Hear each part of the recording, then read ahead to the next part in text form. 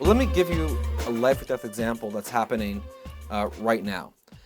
This was some years ago. I published an article in Science magazine outlining the basic idea, the idea of that too many owners can lead to too little prosperity. And as part of that discussion around that article, I was contacted by a number of drug company executives, and one of them told me, he said, I'm pretty confident that I have a drug that will substantially advance treatment of Alzheimer's, which could affect millions of lives. And if the drug came to market, it could earn his company billions of dollars. But he had shelved the drug. He said, I'm not bringing this drug to market. And I asked him why. And what he explained was that to develop the drug, to bring it to market, he was going to need to acquire licenses to dozens and dozens of patents. Now imagine this guy walking into an auditorium, and imagine each of those patents that's relevant to his drug owned by someone, by a separate person, usually by some small biotech company. And they're each sitting there in their little chair with their patent on their lap. And every one of those owners believes that their patent, like their child, is really the most special and important patent in the world. For the drug developer to bring his drug to market, he needed to negotiate, to successfully negotiate with every single person in that room. Now it's hard enough getting a group of friends to decide where to go out for dinner to a restaurant, but it's really impossible when you have dozens or hundreds of separate patent owners, each one of whom believes that their patent is the most important, to get every one of them to come together and agree to let this drug go forward. And the drug developer discovered he simply wasn't able to do it. The negotiations were too hard. Each of the separate patent owners demanded such a high price that in some, they demanded more than the potential profits from that drug. So what he did is he shelved that Alzheimer's cure. He gave up the billions of dollars, potentially that was on the table, because he simply couldn't find a way to, there's lots of impediments to drug research. Lots of drugs don't work, or they have side effects. But one of the problems in drug development that hasn't really been focused on, that I discovered in this, and then talk about in this book, is the problem, it's a separate problem, not of side effects, but of ownership effects, of ownership gridlock, of too many owners. And what happens there is, what this drug developer did is he went to do a spin-off of existing drugs that he already had the intellectual property for. So he can make money from spin-offs, but he gave up the real new blockbuster drug that could have saved a lot of lives. Now that is not an isolated example. In the last 30 years, we've seen drug research investment, drug R&D money, going up and up and up and up. More and more money is going into drug R&D. We have a whole new biotech industry based on drug R&D. But the number of new drugs that treat disease has gone down and down and down. And that's really shocking. What you have is an increase in spending and a decrease in cures. You have a drug discovery gap. And that gap isn't an accident. That gap is caused by gridlock. We have lots more inventions of the pieces, of the inputs that you need to make drugs, which is great, but lots fewer of the drugs that actually save lives coming out of the other end of the drug R&D pipeline. And this isn't just an accident. This isn't just happenstance. It isn't just automatic that it works this way. This is the outcome of a set of policy choices that we made, the country made, the United States made, about less than 30 years ago. We decided that we wanted to get more private money into basic science.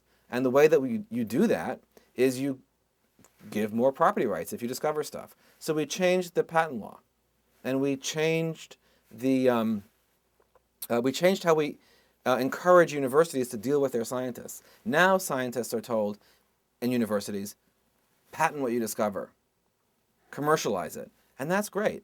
So the upside of those changes in the patent law and in how we treat university scientists over the last 30 years is that we created the biotech revolution and an enormous amount of discoveries that have come with that. There are almost 40,000 DNA drug patents in the last 30 years. So the upside of those changes, of those choices that we made, was to create the biotech revolution.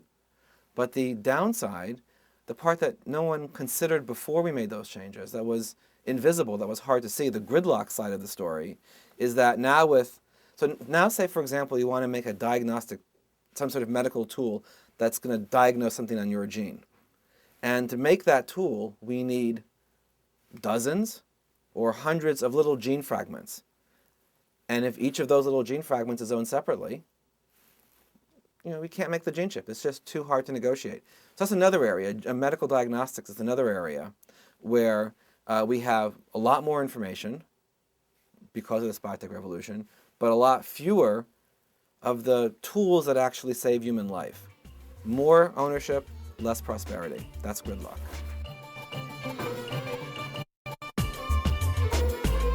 Right, so what we have now is a problem with drugs that should exist and could exist not coming to market. But it's not just drugs that are suffering from the problem of gridlock. We're seeing gridlock all across the entire wealth creation frontier. This is a basic problem for the structure of innovation in America.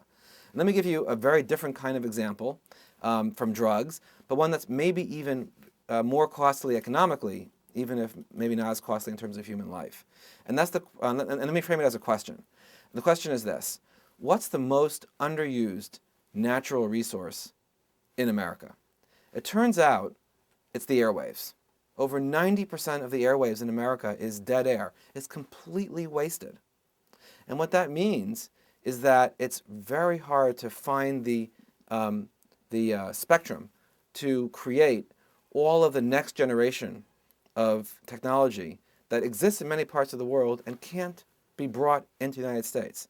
So the United States, just a generation ago, was the global leader in all the information economy, in wireless and broadband, and the kinds of technology that make this conversation between us possible, and make the conversation between us and your listeners possible. That is really hard to manage in this country, in part because we've done such a bad job in organizing ownership of spectrum. We have, well, the way that we own spectrum in this country is, again, not something that's visible, just like drugs aren't visible.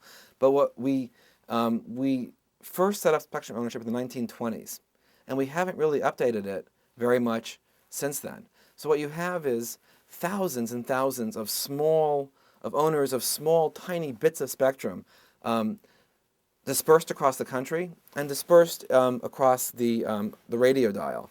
So if you want to create technology that requires or that lets you transmit some national wireless signal, that's incredibly hard to put together. You have to assemble all these little bits from all over the country, which is prohibitively expensive. So for example, if you have a Nextel phone with the push-to-talk, the way that Nextel was able to assemble its network was by buying up a bunch of taxi dispatch and pizza delivery licenses.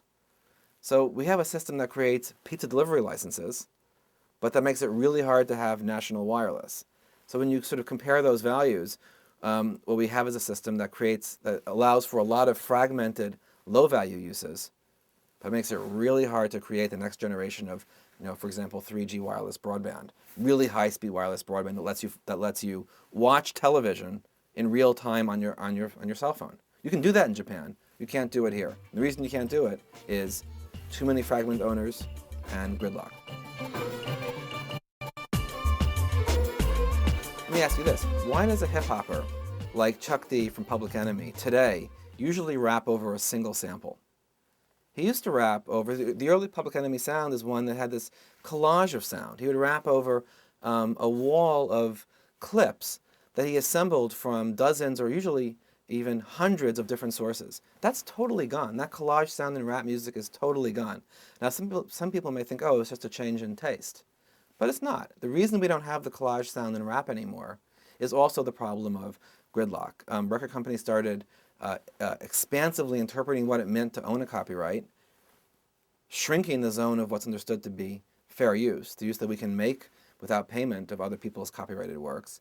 And the result has been that rappers and all kinds of other new media artists and creators are scared off from creating the kinds of mashups and remixes that have led to so much of the real creativity at the cutting edge of art in the last generation. It's really just being shut down.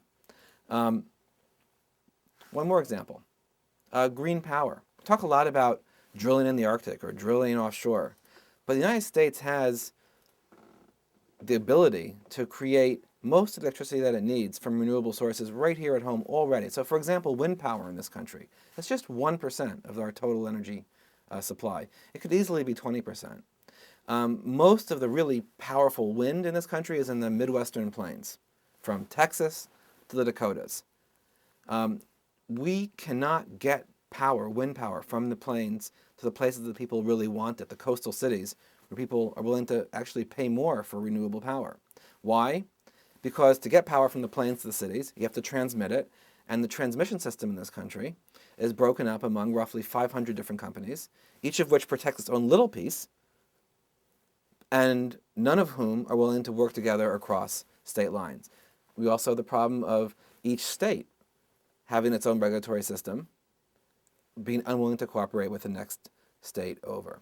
So we have the capacity to have clean, renewable wind power that would provide a significant percentage of the energy this country needs. But we can't get it from the places where it's windy to places that people want it. And the point is that these puzzles are nothing fancy. There's nothing fancy going on here. The problem of gridlock is something that's all around you once you know where to look. All the problems that I've given are really the same problem. Private ownership usually creates wealth, but too much ownership has the opposite effect. It creates gridlock.